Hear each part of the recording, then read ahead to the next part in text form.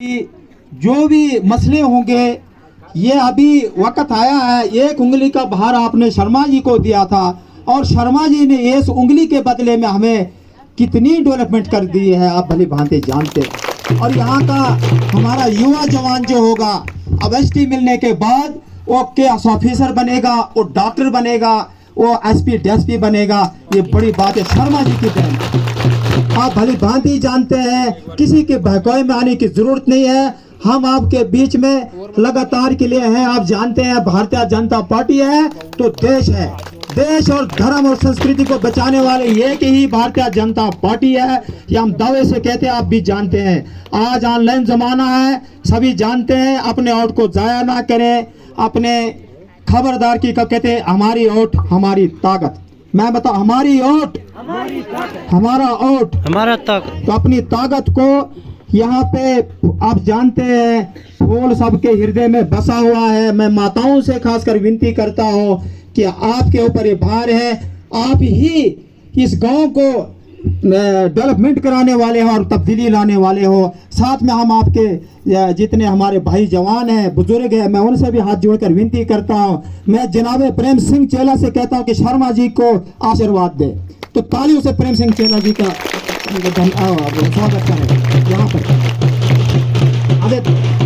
यहाँ पे शर्मा जी को आप माला पहनाएं और आशीर्वाद दें कि आप हमारे सीनियर बुजुर्ग हैं, ये माँ के चेले हैं। इनको जम्मू से फोन किया जाता है कि चेला साहब से आशीर्वाद लें। तो बोल सिंहासन माता की, भारत माता की, दिल सच्चे दरबार की। सुनील शर्मा जी आगे बढ़े, हम तुम्हारे साथ हैं। सुनील शर्मा जी आगे बढ़े, हम तुम्हारे साथ। भारतीय जनता पार्टी और अपने यहाँ के नेता, अपने हमें मंडल प्रधान जी हमारे अपने सोहल से अपने राजेंद्र जी है। कोई भी ऐसा हमारे हम ये सभा में कहते हैं कि हमारे सोहल नजदीक पड़ता है, हमारे मंडल प्रधान भरत जी हैं। किसी को भी कोई काम पड़ता है इनसे, अगर हमसे नहीं हो सकता है इनसे करवाएं, हम भी इनसे करवाते हैं। तो अपने गांव के डेवलपमेंट, भारत माता की, भारतीय जनता पार्टी। तो ज्यादा न कम ना ले, समय कम ना लेते, समय ज्यादा ना लेते हुए मैं अपने परवाने बंद करता हूं। भारतीय जनता पार्टी। धन्यवाद शेर सिंह जी, आपने बहुत ही कम समय में डीडीसी काउंसलर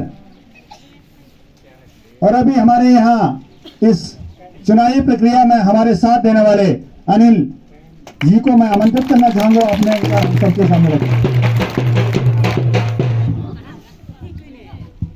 माता सिंहासन वाली की इस पावन भूमि में, चिट्टो के इस गांव में हम सबके बीच में उपस्थित इस पाडर नागसैनी विधानसभा के हमारे लोकप्रिय नेता आदरणीय सुनील जी का मैं आप सबकी ओर से इस क्षेत्र में हार्दिक अभिनंदन करता हूं, स्वागत करता हूं। इस अवसर पर उनके साथ युवा मोर्चा के हमारे प्रदेश के सम्माननीय अध्यक्ष भाई अरुण जी, आपका भी मैं हार्दिक अभिनंदन स्वागत करता हूं। और पिछले लगभग 4 दिनों से भरत जी, माननीय महामंत्री हमारे राजेंद्र जी, और इनका भी मैं बहुत बहुत अभिनंदन करता हूं। हम सब लोग जिस हेतु के लिए इस कार्य में लगे हैं, मेरा आप सभी गाँव वासियों से आग्रह है। मैं तो हिमाचल की भूमि से आता हूं, देवभूमि से आता हूं। वहाँ बहुत शांति है, बहुत प्रेम है, बहुत सौहार्द है।